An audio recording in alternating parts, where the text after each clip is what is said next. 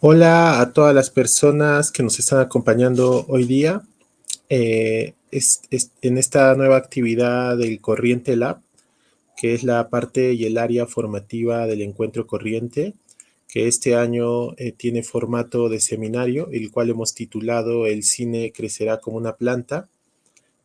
Hoy día tenemos el gusto de contar con la participación de Fernando Valdivia, quien nos va a presentar algunos alcances sobre una investigación que viene haciendo hace varios años acerca de Inin Sheka, que es considerado el primer cineasta indígena amazónico del Perú. Agradecemos a Fernando, que en este momento se encuentra a punto de sumergirse en la selva peruana para un nuevo proyecto cinematográfico, que nos haya dado este tiempo, a pesar de las dificultades de conexión que hay precisamente por la zona donde él se encuentra, donde el internet no es muy bueno. Esperamos que esta ponencia de hoy día fluya bien, que la conexión nos acompañe, que nos ayude el internet y que podamos conocer más de Inin Sheka, que lamentablemente falleció este año, y por ello mismo quisimos dedicarle en este encuentro este espacio para recordarlo, para conocerlo un poco más, para dar a conocer su trabajo y de cierta manera para hacerle un pequeño homenaje desde el Encuentro Corriente, ya que nos parece importantísimo saber que este señor existió y que fue muy significativa su labor hace casi ya 50 años. Antes de comenzar, voy a presentar brevemente a Fernando. Fernando estuvo ya participando en el Encuentro Corriente de manera presencial hace algunos años. Tuvimos el gusto de presentar una retrospectiva de él y de su cine. Y bueno, nos da mucho gusto que hoy y este año también nos acompañe, aunque sea esta vez a través de la distancia y los medios virtuales. Fernando es comunicador social y documentalista. Ha dirigido su atención principalmente hacia la Amazonía peruana, formado en la Universidad Mayor de San Marcos y especializado en la EICTV de Cuba. Ha dirigido los documentales Por un Camino Inca, Sunimiraño, Etnias, Buscando el Azul, La Travesía de Chumpi, Chipibo, la película de nuestra memoria, Iscobaquebo, Un difícil reencuentro, Pueblos amazónicos y cambio climático, Pucallpa, Cruzeiro do Sul, Hacia dónde nos lleva, Amahuaca siempre, Iqueros, nuestra vida, nuestra herencia. Eh, Lleva más de 20 años en el mundo cinematográfico, ¿no? Más de 30 años en realidad. La que hemos mencionado es de 1988. Y bueno, actualmente se encuentra trabajando un nuevo proyecto cinematográfico de película, que precisamente es el motivo por el cual él se encuentra en este momento en la Amazonía peruana. Ha trabajado con diversos medios e instituciones del Perú y el mundo, y trabaja sostenidamente promoviendo la soberanía audiovisual y formando realizadores audiovisuales de los pueblos originarios quechua, Ashaninka, Yanesha, Matsigenka, Nomatsigenka, Shipibo Conibo, Isconagua, Aguajún, Guampis, Quichua, Chawi, Cucama, Amahuaca, Matsés, Gine, Bora y Huitoto. Agradecemos a Fernando por acompañarnos hoy día y, y esperamos que la conexión allá donde se encuentra él pueda ayudarnos para que el diálogo y la ponencia de hoy acerca de Inin Sheka pueda realizarse sin ningún inconveniente.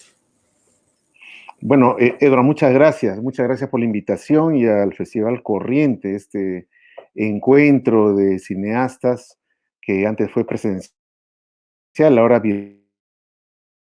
virtual, pero que va creciendo, nos conectan y nos hacen compartir cosas nuevas que nos ayudan a crecer. En principio, eso me parece muy valioso. Y justamente parte de ese esfuerzo es esta conexión que tenemos en este momento con Purús. Yo me encuentro en Purús, en la frontera de Perú con Brasil, y la conectividad es muy complicada aquí, ¿no? Como les dije anteriormente, hasta pasan días que no tenemos ni teléfono ni internet, y que tengamos esta conexión y que sea en el encuentro Corriente, el Festival Corriente es muy bueno, ¿no? Creo que demuestra esa iniciativa que ustedes tienen. Bien, sobre el tema, el cineasta de la Amazonía que descubrimos casualmente hace unos 10, 11 años, Inin Sheka. Fíjense que en nuestra selva peruana no hay mucha memoria de los antepasados, ¿no? Si van a cualquier comunidad indígena, sobre todo fuera de las ciudades, y le piden a algún nativo la foto de algún pariente, de algún tío, de algún abuelo, bisabuelo, no existe ese material, porque no tenían acceso a la fotografía, o si tuvieron alguna vez esa prueba gráfica de la existencia de los ancestros, con el tiempo se deterioró y desapareció. Entonces, así como ocurre con las fotografías, la historia reciente de la propia Amazonía va desapareciendo por la falta de registros que puede existir, ¿no? No hay escritos sobre esos temas, no hay películas sobre esos temas, y hay muy pocas investigaciones que se han ocupado del tema audiovisual en la Amazonía peruana, ¿no? Entonces, el año 2010, luego de justamente participar en el encuentro de unas películas antiguas del pueblo Shipibo Conibo, que tuvimos la suerte de encontrar en los archivos del Museo Americano de Historia Natural de Nueva York, nos propusimos retornarlo a esas comunidades para, en principio, ver dónde se había filmado este material registrado en el año 53 por Harry Shopik Jr., y también encontrar a los protagonistas de esas filmaciones, si es que hubiese alguno vivo, ¿no? Y bueno, recorrimos varios meses toda la cuenca del río Ucayali y comunidades muy alejadas, como las comunidades del río Caco en el Alto Ucayali, o las comunidades del río Pisqui, ya en Loreto, en el Bajo Ucayali. Y fue un impacto enorme para esas comunidades, para esas personas, ver estas imágenes con costumbres ya desaparecidas, con rostros diferentes a los de ahora, fíjate. Tú ves las imágenes donde se ven las manos de los protagonistas, hasta las manos son diferentes porque el trabajo en el campo era intensivo, ¿no? Ahora ya el pueblo shipibo, la gran mayoría de ellos alterna su vida entre las comunidades, el campo y la ciudad, entonces hasta su biotipo ha cambiado, ¿no? Y eso motivó a que las propias comunidades shipibo conibo, inspirados por las imágenes de la fiesta de las fiestas, el Anishati, que estaba filmado en el año 53 y que ya prácticamente no se celebraba, muchas de ellas decidieron retomar estas celebraciones, ¿no? Es decir, fue un impacto positivo el regreso a estas imágenes. Y en ese trabajo es que conocimos a un poblador de la comunidad Santa Clara, que queda más o menos a una hora de Pucallpa, hora y media de Pucallpa, y él vio la película y nos dijo que en esa película estaba su suegro. Entonces nos mostró la secuencia donde aparecía su suegro y nos comentó los lugares donde había sido filmada esa película. Habló de una comunidad punchana que había en la laguna de Yarinacocha, pero que ya no existe, porque muchas de las comunidades van cambiando el lugar de acuerdo también a cómo va cambiando la forma del río, incluso la de los lagos, ¿no? Y en esas conversaciones nos comentó como un suceso más de su vida, que él también había sido cineasta y que había filmado Los Shipibos hacía muchos años. Entonces paramos nuestras antenitas y empezamos a escuchar su relato. Y sin haberlo buscado, nos encontramos frente a una experiencia inicial del cine realizado por pueblos indígenas del Perú.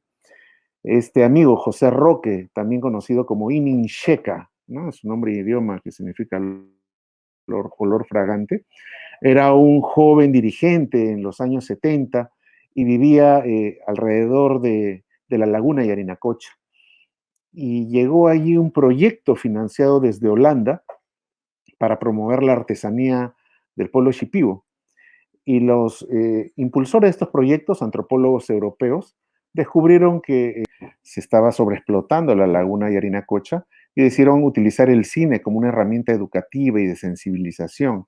Y para eso eligieron a 4 jóvenes líderes de ese entonces para que se capaciten. Todos fueron hombres. Enrique Flores, Manuel González, José Roque, el Inincheca, del cual vamos a hablar ahora, y una persona más que ya parece que todos han olvidado su nombre. Entonces, ellos fueron llevados hasta Lima, se les llevó a Chaclacayo en el año 72, Durante una semana se le instruyó para que aprenda a usar una cámara de cine de 8 milímetros marca Sankyo, el trípode, el micrófono, la grabadora de audio, y de esa manera se les retornó a la selva para que durante un mes filmen los temas importantes para sensibilizar a la gente sobre el manejo de los recursos naturales. Bueno, el material se envió a Holanda para ser revelado y cuando regresó, lamentablemente los amigos de esta ONG descubrieron que gran parte del material tenía imágenes de todo tipo, menos de lo que ellos querían obtener, ¿no? Imágenes de las calles, de los buses, algunas imágenes un poco, un collage de imágenes sin mayor coherencia entre ellas. Y la única persona que había entendido el sentido de esta filmación fue José Roque, y él filmó la pesca tradicional del pueblo shipibo, el manejo tradicional de la madera del pueblo shipibo, la forma en que se cazaba tradicionalmente a los animales y el manejo de la agricultura.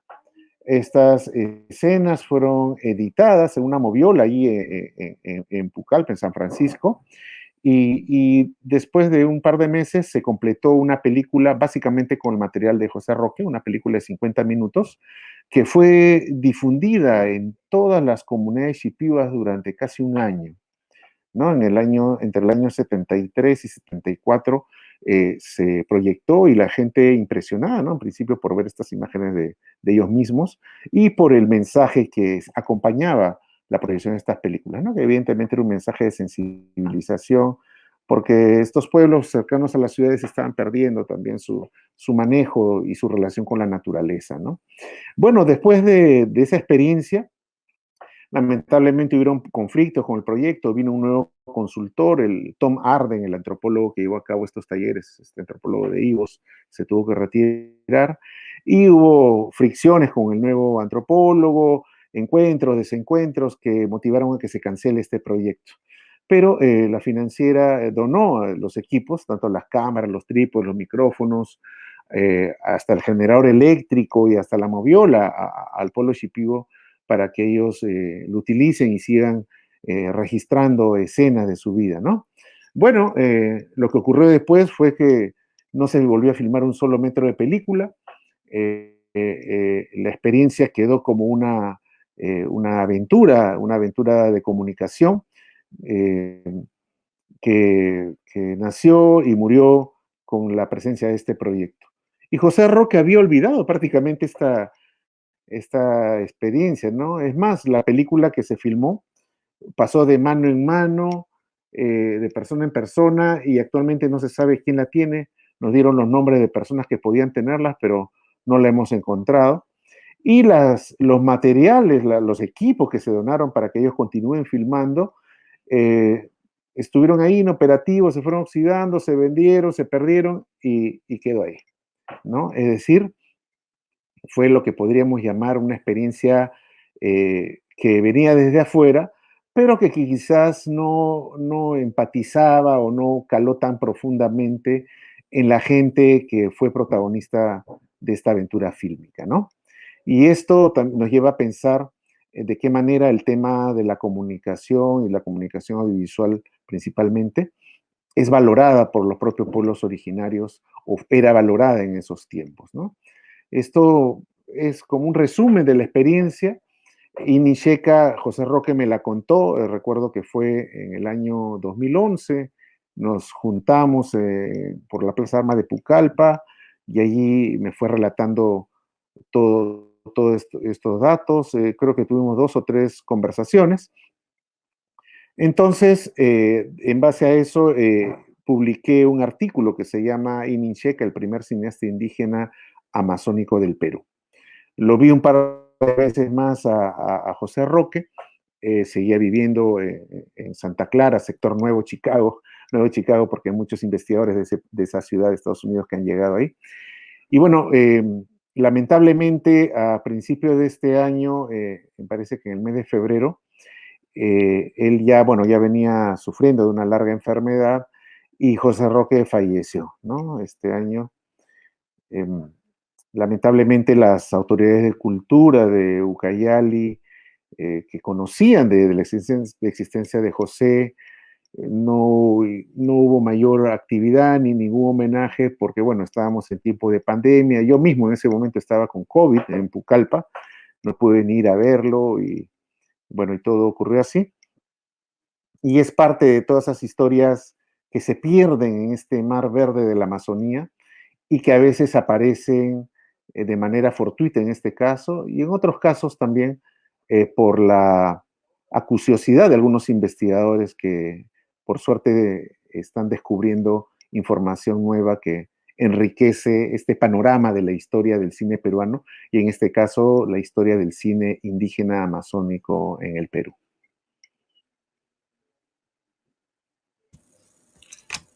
Muchas gracias, Fernando, por esta como síntesis, ¿no? De toda esta historia. Yo quería hacerte algunas consultas, quizás como para expandir un poco más el diálogo y que nos cuentes un poco más sobre Ininsheka.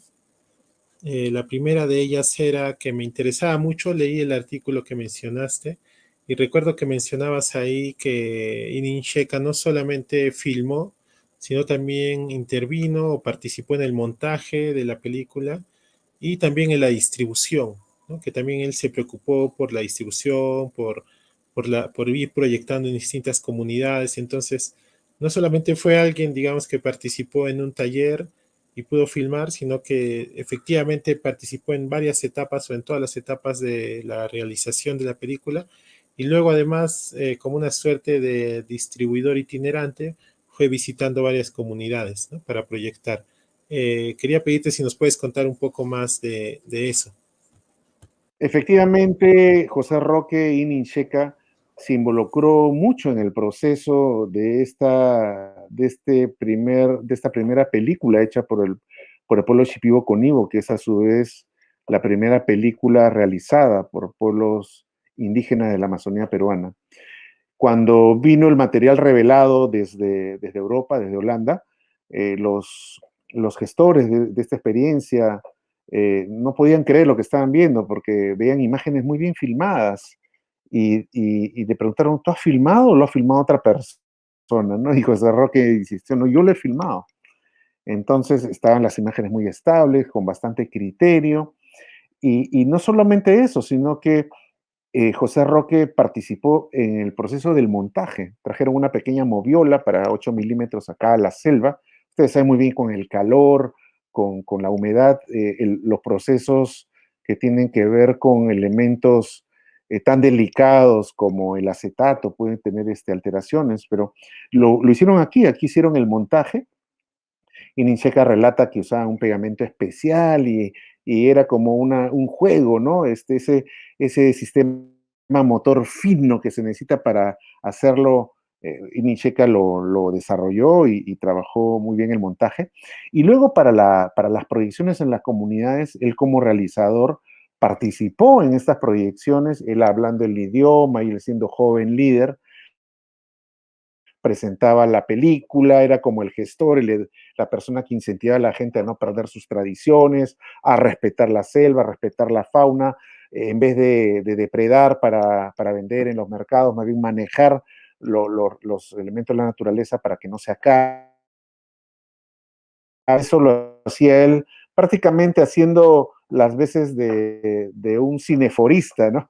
Porque esa era la idea de después de proyectar conversar sobre lo que habían visto y evidentemente todo esto se realizaba en idioma. Estamos hablando del año 73, 74, ¿no? Hace más de ya casi 50 años.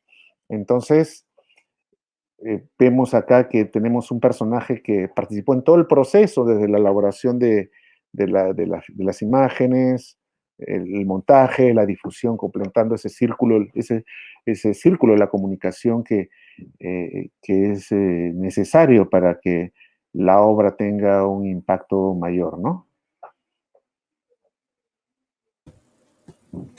Sí, qué importante. Y además eso le da mucho más valor a la figura de Ininsheka, ¿no? Que, porque normalmente muchas cosas que se suelen criticar a veces de los talleres es que no hay una verdadera participación eh, soberana, digamos, sobre los materiales, ¿no? En este caso, pues creo que no es así, por eso tal vez podemos llamar realmente cineasta indígena a Inin Sheka, ¿no?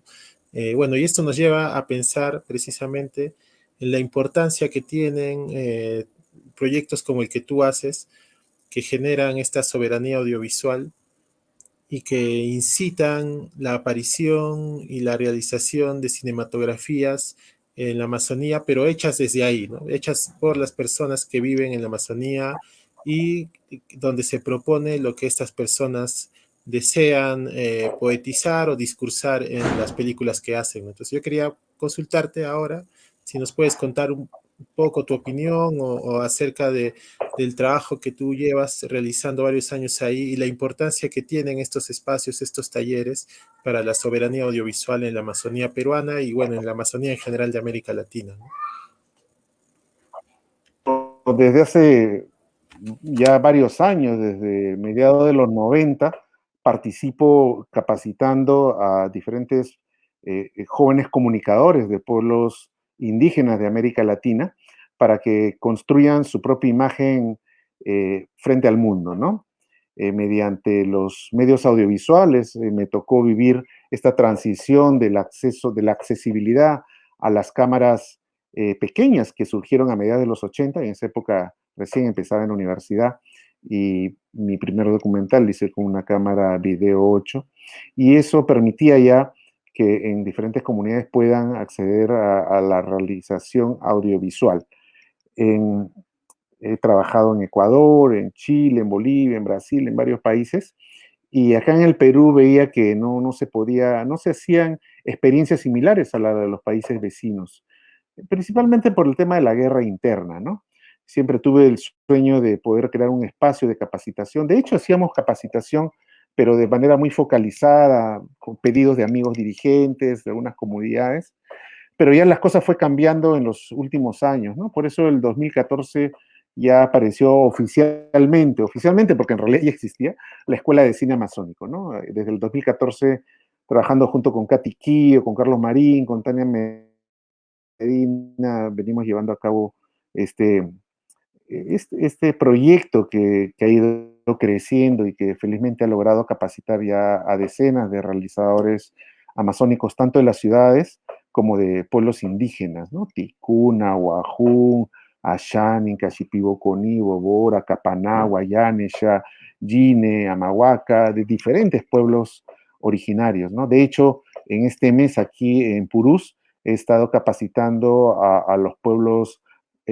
Sharanagua, a los pueblos Mastanagua y a los pueblos Asháninca del Bajo Purús hasta la frontera con Brasil. Ha sido increíble como gente que, muchos de ellos analfabetos o gente que nunca en su vida ha cogido una computadora, ha podido incluso editar sus propios cortometrajes, ¿no? Y eso los fortalece a ellos como pueblos y los impulsa para ir más adelante.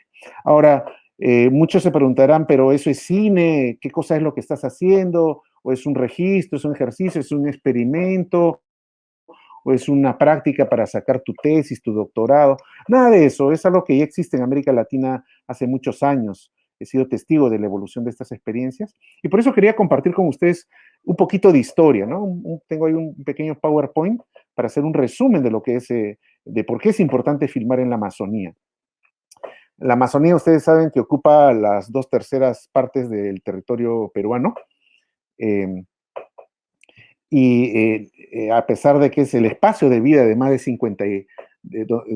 55 pueblos originarios, estos pueblos no se conocen y más bien lo que se hace es una caracterización de sus pobladores de manera vertical, de manera un tanto, desde de toda esta lógica, pues, ustedes saben de quien tiene la pelota es el dueño del partido, ¿no? Generalmente gente de afuera ha venido a representarlos y, y lamentablemente los rostros y las imágenes que se han mostrado no son las que ellos desearían que se muestren, ¿no? Acá en Purús he estado filmando en otros lugares, ¿no? ¿Para qué sirve filmar? En principio debemos saber que la gente de la selva filma para tener esas imágenes como pruebas, ¿no? De actividades ilegales, para mostrar el extractivismo que ocurre y los sucesos que se van dando, para la defensa territorial, ¿no? Invasiones territoriales, bueno, como el caso de Sarayaku en Ecuador, donde gracias a las filmaciones de mi amigo Heriberto Gualinga se logró proteger el territorio de las empresas petroleras. Para el fortalecimiento cultural, porque se registra las historias de los abuelitos, los bailes, los relatos que se pierden en el tiempo, ¿no?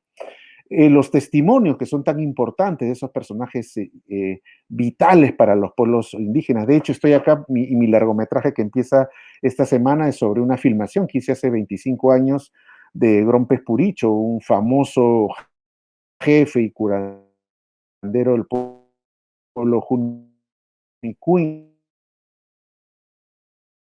del pueblo Cachinahuá, sobre él, pero él falleció y esas imágenes se quedaron guardadas y resulta que Grompes Puricho es un héroe cultural del pueblo Junicuín y ahora estoy retornando esas imágenes y ese testimonio es valiosísimo, ¿no? Como les dije, el discurso, estas representaciones están hechas generalmente por gente foránea y eso, como decía mi amigo Víctor Churay, que estaba cansado de que la gente de afuera los investigue, los fotografíe o los filme, ¿no? Y que nadie mejor que un poblador de la Amazonía para mostrar la Amazonía. Sigamos a la siguiente página, por favor. Vamos a hablar un poquito de la historia del cine amazónico, ¿no? Y que va justamente en esta línea.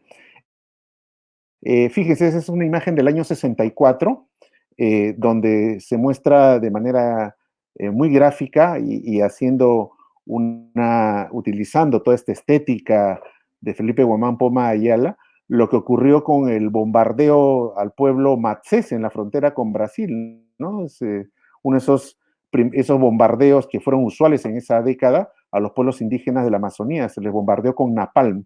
No existe ni una foto, ni existe una filmación sobre eso, ¿no? Qué interesante hubiera sido que ellos hubieran podido registrar lo que el Estado peruano hacía con ellos en esa época. Siguiente página, por favor. ¿Cómo ha retratado el cine a la Amazonía y qué ha logrado? Mucha gente ha filmado en la selva, ¿no? Con diferentes intereses.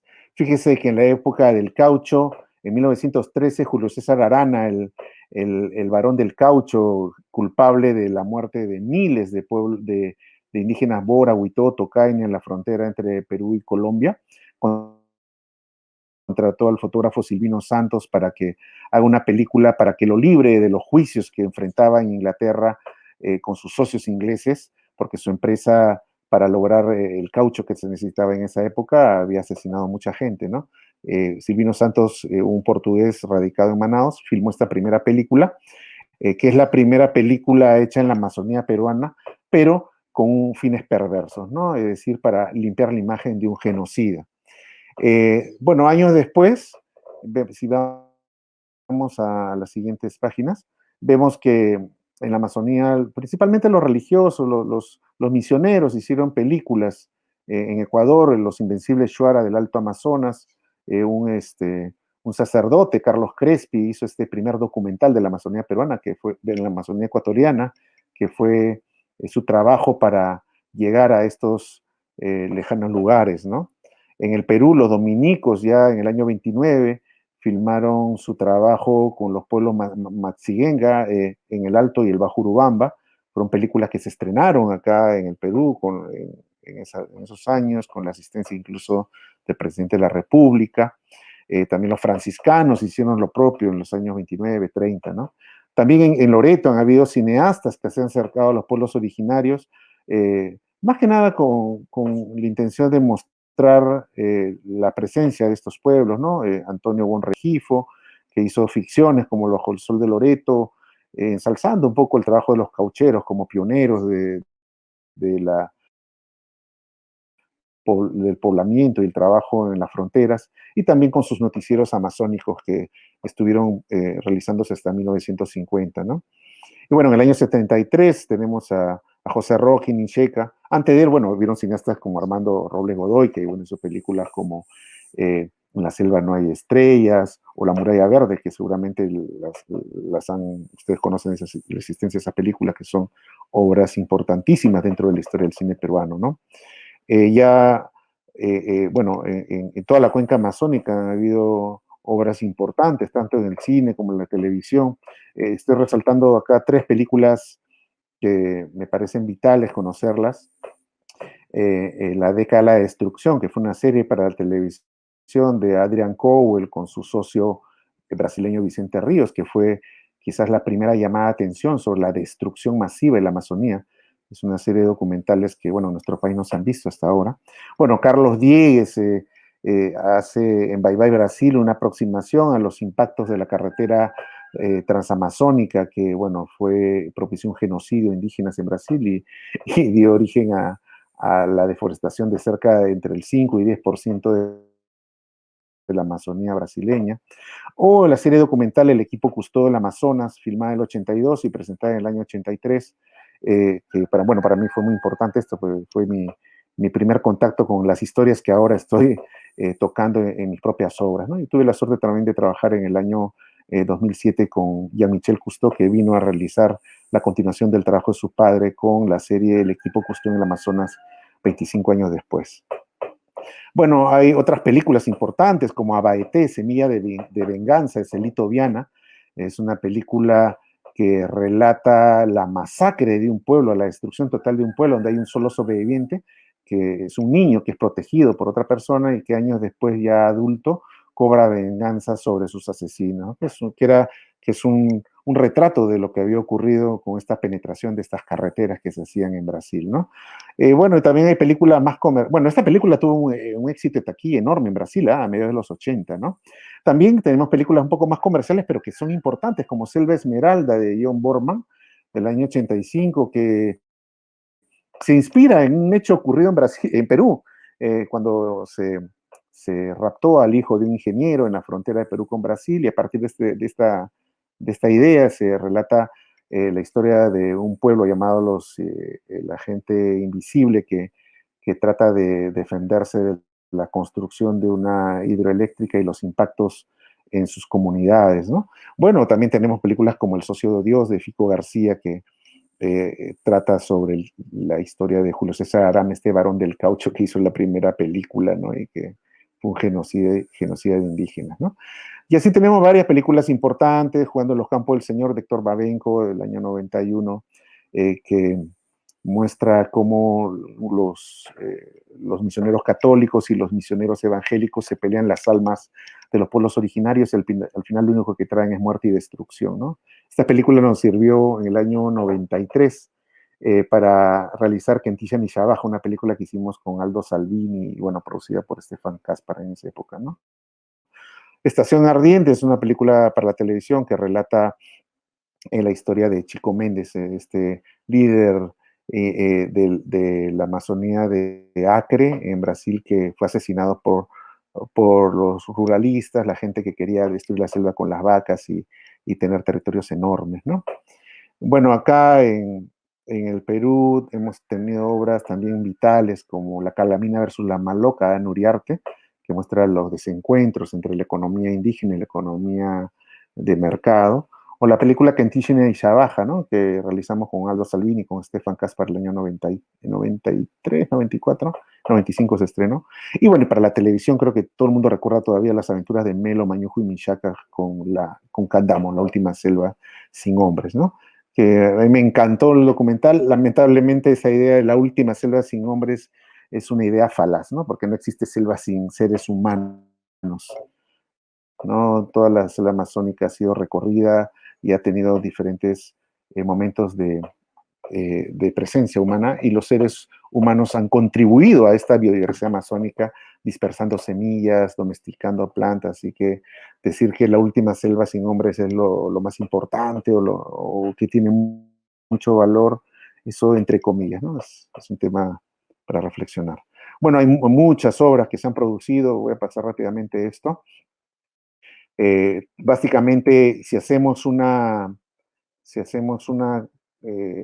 sistematización de lo que se ha producido en la Amazonía, básicamente lo que encontramos es que las películas hechas en la Amazonía en los últimos años han sido reactivas, ¿no? Es decir, nacen como respuesta a una situación real, generalmente de denuncia, ¿no? Básicamente el tema transversal a todas las obras es el tema territorial, que es el tema vital acá en la selva. Un indígena amazónico está ligado al territorio y esa ligazón es vital para su sobrevivencia, ¿no? Hay muchas visiones idílicas de la Amazonía, sobre todo en la relación del hombre y la naturaleza, como una relación perfecta que se mantiene intacta en los años, y eso es totalmente falso, porque eso ha ido cambiando, sobre todo en el contacto con la modernidad, ¿no? Y los antagonistas de estas obras generalmente son las empresas transnacionales, los extractivistas y hasta el propio Estado, ¿no? Que al desconocer a la gente de la selva, no conocerlos, ha propiciado masacres como la que hubo en el año 64 y que hasta ahora ocurren lamentablemente en la cuenca amazónica, ¿no? El discurso ha sido construido mayoritariamente por gente foránea, es decir, la autorreentrando un proceso de representación donde hay gente que está formada y gente que está haciendo sus obras audiovisuales. Tenemos acá gente muy importante que trabaja la representación a través del cine y los medios audiovisuales, ¿no? Gente como Ronald Suárez, gente como los chicos de Nopoki, la Universidad Nopoki en Atalaya, los chicos Ticuna de Cuchillococha en Loreto, los chicos de Cochicox aquí en Ucayali, ¿no? Que no solamente hacen obras audiovisuales, sino que han trabajado mucho en la época del COVID y tienen su medio virtual, que es la radio y TV Shipibo, ¿no? Donde ellos producen sus propias obras, ¿no? Nuestra propuesta, después de todo lo que hemos visto, nuestra propuesta de cine socioambiental en la Amazonía, es que los propios pueblos amazónicos pueden filmar sus películas. Fíjate acá, en este último mes hemos hecho un taller con teléfonos celulares, con gente que no conocía el celular, con gente, muchos de ellos no sabían leer y escribir y menos agarrar una computadora, y han podido filmar cosas interesantísimas de su propia cultura, ¿no? Es necesario que estos pueblos se articulen con las experiencias latinoamericanas. Fíjate, he estado hace 2 años, antes de la pandemia, estuve en Lago Agrio, en la frontera de Ecuador con Colombia, capacitando a jóvenes indígenas ecuatorianos que ya realizaban obras audiovisuales. Me sorprendió el avance de los realizadores indígenas ecuatorianos.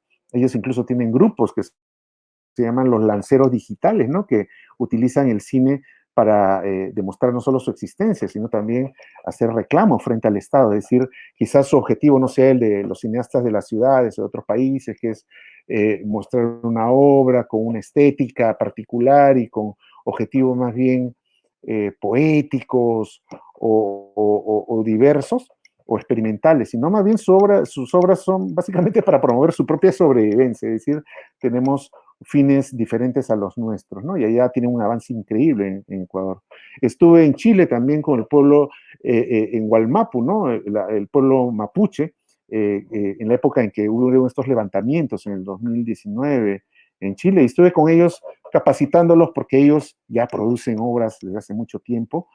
Básicamente los capacitaba para que puedan registrar lo que está ocurriendo, el ingreso de autoridades que les han quitado territorios, lo quieren expulsar de territorios que históricamente les pertenece. Ahí hay toda una historia importante. Tenemos a Janet Payán, cineasta chilena, a Claudia Guayquimilla, que ha hecho películas que han sido éxito de taquilla en Chile, como La Mala Junta, ¿no? Bueno, en Brasil ya tenemos más de 30 años de Vidonas Aldeias, obras que se han difundido comercialmente. La otra vez estaba caminando por las calles de Belo Horizonte y en un cine comercial, en un tremendo cartel como la sala de cine comercial del Perú, estaba la película Las Hipermujeres, realizado por quienes, por indígenas del pueblo cuicuro, ¿no? Y eso, bueno, eso ya demuestra un avance enorme. En nuestro país tenemos más de 20 años de atraso en el cine de los pueblos indígenas. Eh, entonces hay gente que ha hecho un trabajo notable, como Docu Perú, como la gente de Chirapac, como la caravana documental hace muchos años, y así, gente que viene trabajando de manera aislada, pero hay que articularnos, ¿no? Hay que articularnos y sobre todo que ellos se articulen. Acá en Ucayali se ha formado el ACAPE, la Asociación de Cineastas Amazónicos del Perú, y ahí participan muchos jóvenes de pueblos indígenas, ¿no? Y los chicos de otros pueblos indígenas, por ejemplo, la semana pasada, chicos Amahuaca, chicos Capanagua y chicos Shipibo y Yanesha, que estaban en Atalaya, ya se han articulado ACAPE, y acá los chicos Sharanagua y los chicos Mastanagua y los chicos Ashánica ya se van a articular a ACAPE, y eso es importante porque eso le da mayor fuerza, ¿no? Bueno, es importante fortalecer la mirada de los pueblos indígenas, ¿no? En la siguiente página, ustedes pueden ver el resumen de esto. Los pueblos indígenas son nuevos interlocutores. Todos ustedes saben que todos los proyectos de desarrollo se deciden en las ciudades. Ahora los tiempos han cambiado y esta interconectividad nos permite tener una mayor presencia virtual. Hace un par de días se nombró a la nueva ministra de Interculturalidad en el Ministerio de Cultura y es una mujer del pueblo de Shipibo Conibo. Eso es excelente porque la mirada de esta autoridad, esta viceministra, seguramente va a propiciar que este tipo de experiencias que todavía son aisladas tengan un mayor apoyo de parte del Estado. Nosotros hemos exigido que haya una política nacional de fomentar el cine de los pueblos indígenas diferente a los concursos de DAFO. No puede ser. Conozco a decenas de chicos cineastas de la Amazonía que no han podido participar en los concursos de DAFO porque todos los requerimientos que se les pide no los pueden cumplir por el aislamiento que tienen y porque no tienen las mismas facilidades que una persona desde las ciudades, ¿no? Bueno, ahora con esta conectividad los chicos están ocupando nuevos espacios. He visto en el último año que por primera vez en los encuentros de cine virtuales mediante Zoom o este tipo de medios, cineastas amazónicos, indígenas, han podido participar y se les ha escuchado y han compartido sus obras. Eso es algo histórico para mí. Y es histórico también que el año pasado en el Concurso Nacional de Cortometrajes, por primera vez en la historia, un cineasta shipibo, Bernabé Magua, haya ganado el Premio Nacional de Cortometrajes, ¿no? Y esto es parte justamente de estas visibilizaciones y estas pequeñas capacitaciones que se hacen, pero que se hacen con mucho cariño y que logran un efecto concreto, ¿no? Hay que acercar el cine a las comunidades indígenas. No puede ser que ellos no tengan conectividad, no conozcan lo que ocurre en las ciudades o en otros pueblos, ¿no? Ahora es posible. La gente, mira, en lugares tan alejados como Purús, la gente paga 70 soles para tener servicio de televisión satelital, ¿no?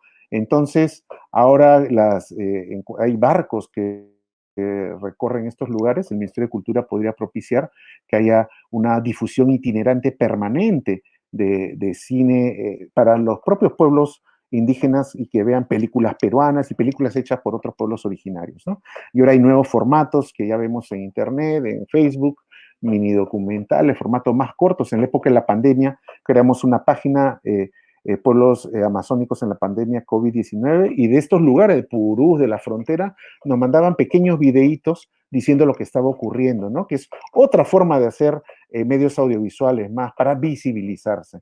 Entonces creemos que estamos en un nuevo camino.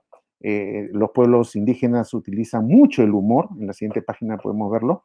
Es decir, siempre desde afuera los muestran como seres prácticamente místicos, ¿no? Y son personas como nosotros, ¿no? Lamentablemente, mientras haya esa predominancia de gente foránea que filma a los pueblos indígenas, siempre hay estas visiones un poco mediatizadas y regida por las buenas intenciones de mucha gente, ¿no? Pero el humor está muy presente y eso debe estar también en estas obras, ¿no? La empatía que se genera cuando se habla en el propio idioma, y el proceso de solidaridad que todavía existe en estos pueblos y que con la minga del cine, este trabajo colaborativo se puede llevar adelante. Lo hemos visto las semanas pasadas cuando hemos estado en los rodajes de estos chicos, cómo entre ellos se apoyaban para poder hacer sus pequeños cortometrajes, ¿no? Además, en estas películas se muestra la esperanza, ¿no? La esperanza de mejorar su forma de vida, y no solamente gente llorando por un derrame de petróleo o porque ha habido una muerte por epidemias, ¿no? Es gente que también trabaja, no solo está con los brazos cruzados, y creo que mostrar estas imágenes cambiaría nuestra visión de tantos pueblos originarios que hay en el Perú, ¿no? La tecnología ya está al alcance. Fíjate que hace 10 días estaba en la comunidad Tres Bolas, acá en el Bajo Purús, y teníamos un problema para pasar un archivo de un celular a otro. Y una niñita del pueblo Mastanagua, una niñita de 5 años vino y en 5 minutos nos solucionó el problema. Una niña de 5 años. Es decir, la percepción de la modernidad de estos jóvenes indígenas es diferente a la que pensamos, ¿no? Y nos superan muchas veces, ¿no? Ahora el Ministerio de Educación ha repartido tablets en las comunidades para ayudar a los niños en este proceso de educación a distancia. No ha sido tan positiva la experiencia, ese es otro tema, pero ya ellos están adentrados en la tecnología digital. Entonces, y finalmente, que el cine en la Amazonía puede ayudar a cambiar los paradigmas vigentes, este paradigma de crecimientos, de vamos por más. El vamos por más es siempre es una idea que uno tiene, ¿no? Pero también está dentro de esta lógica del crecimiento, que es el paradigma de la economía moderna y que nuestros países también están dentro de esa lógica, ¿no? La gente en realidad acá lo que quiere es que haya un mayor respeto a la naturaleza, mayor respeto a la diversidad cultural, que haya una equidad en todo sentido para que le den las ventajas que no tienen acá y que tienen otros pueblos, ¿no?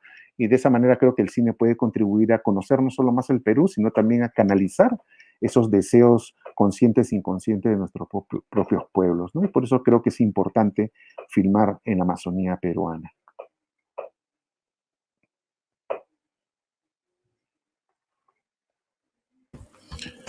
Muchas gracias, Fernando. Creo que es muy interesante, digamos, este enlace que hemos hecho entre la historia de Inin Sheka y la soberanía audiovisual en la Amazonía, ¿no? Creo que sin duda la historia de Inin Sheka nos lleva a pensar en muchas cuestiones que tienen que ver con la necesidad, ¿no? De que todas las personas de pueblos originarios tengan el acceso a los medios y a las herramientas de producción audiovisual para que puedan ellos y ellas mismos realizar mostrar, digamos, su forma de vida y su forma de entender el mundo, ¿no? Y me parece muy interesante cómo está muy vinculada la producción audiovisual que se está haciendo en la Amazonía al territorio, ¿no? Y a cómo ellos entienden el territorio y la tierra en la que viven y cómo, bueno, lamentablemente este territorio está en peligro y por eso mismo mucho del cine amazónico, como lo has mencionado, es un cine que reacciona al extractivismo y en defensa del territorio, pues va generando una suerte de películas de denuncia, ¿no? O de testimonio o de memoria también. Pero igual creo que con la Escuela de Cine Amazónico hemos visto que ya también no se va quedando solo en eso, ¿no? El cine amazónico, sino que también se empiezan a explorar otras formas, ¿no? Otros lenguajes, quizás más experimentales, donde también se proponen ya formas de vida y no solamente es una reacción, digamos, ante un peligro, sino que también hay una proposición de futuro y también, como lo mencionaste al final, pues este cine nos puede generar otras alternativas de vida, ¿no? Nos puede mostrar otras maneras de entender la vida y otras maneras de relacionarnos con la tierra, ¿no? Y con las geografías donde habitamos, que es algo que nos interesa mucho en este seminario y que se va a abordar de algún modo de ciertas maneras, de distintas maneras, perdón, estos días, ¿no?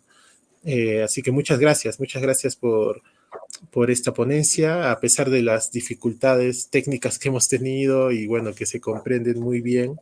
Te agradezco mucho que te hayas dado este tiempo y que a pesar también que estás en el alboroto ya de un nuevo rodaje y que vas a ingresar ya mañana, si no me equivoco, o en las próximas horas a la selva para grabar una nueva película, que nos hayas brindado este pequeño espacio para poder compartir la historia de Inin Sheka y una vez más para poder compartirnos la importancia de la soberanía audiovisual en la Amazonía y en general en los pueblos indígenas, ¿no? De Perú y de América Latina. Muchas gracias, Fernando. No sé si quieres agregar algo más antes de que quizás ya vayamos cerrando, ¿no? Sí, justamente ahora estoy aquí para hacer una película que tiene 24 años, 25 años esperando ser realizada. Y ahora que he podido capacitar a varios jóvenes, a varias personas, a varios líderes aquí, esta película la voy a hacer con ellos también, ¿no? Vamos a ir con ellos para que ellos también tengan la oportunidad de expresarse en este espacio que vamos a generar. Ellos van a estar en el rodaje, van a estar como correalizadores en algunas secuencias, y es un proceso que va a ser un poco largo, pero me parece, en mi caso, yo empecé a filmar en la Amazonía porque tengo una fascinación por el tema de la fauna, pero lo que encontré fue más bien gente que necesitaba que sus derechos sean respetados. Y ahora en una secuencia de mi película por fin voy a retomar el tema de la fauna y puedes creer que hasta pobladores que están en contacto iniciales, es decir, que hasta hace poco vivían desnudos en el monte, ahora que han visto las cámaras y todo este proceso, quieren acompañarnos en el proceso de filmación, ¿no? Va a ser muy interesante ver lo que eso puede causar como impacto positivo en sus vidas, ¿no?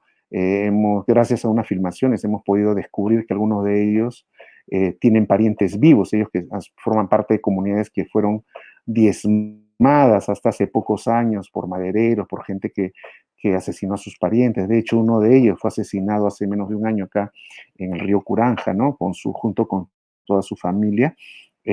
Ahora hemos encontrado que uno de los sobrevivientes de ese pueblo chitonáhuatl tiene a su padre vivo en otra cuenca, ¿no? Y gracias a unos videos los hemos logrado reencontrar, y eso va a ser parte de la película, y eso es también el poder del cine, ¿no?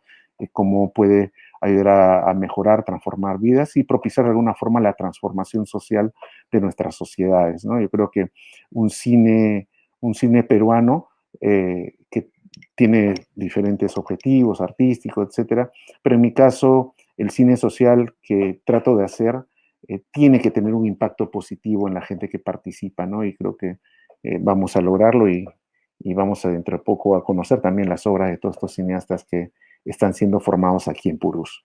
Muchísimas gracias por el enorme trabajo que realizan y por la paciencia de haber logrado esta conectividad en las difíciles condiciones de esta frontera.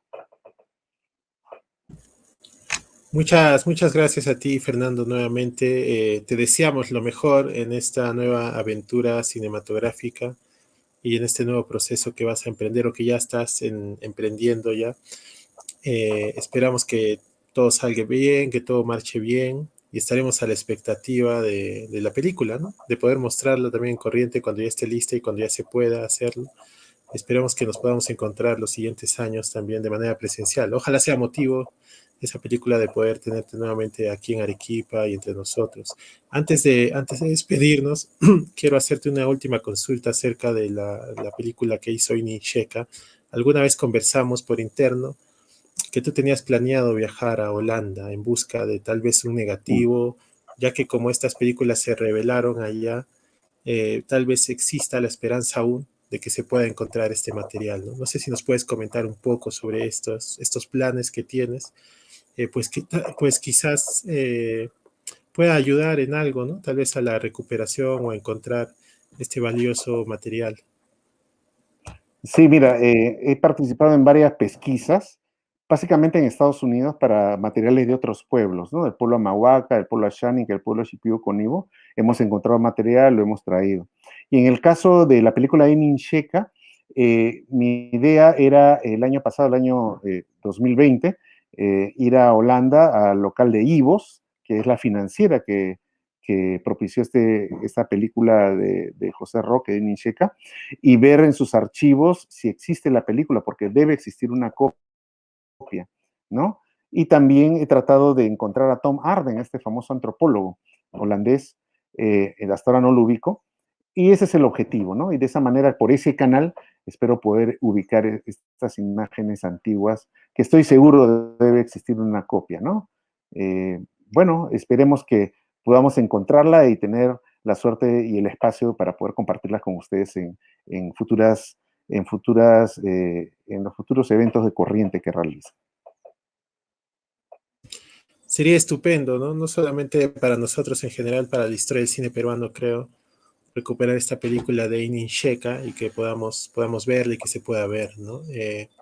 Bueno, muchas gracias, Fernando. Muchas gracias por todo. Te mandamos un abrazo a la distancia y que estés bien, ¿no? Y larga vida también a la Escuela de Cine Amazónico, un proyecto que, como sabes, queremos mucho, admiramos mucho y que esperamos siga creciendo, ¿no? Que siga creciendo eh, y que siga incitando la aparición de muchos más cineastas de distintas comunidades amazónicas, ¿no? Que felizmente ya se está viendo y se está notando ese crecimiento y lo cual nos alegra bastante. Gracias a ti y a Vicky.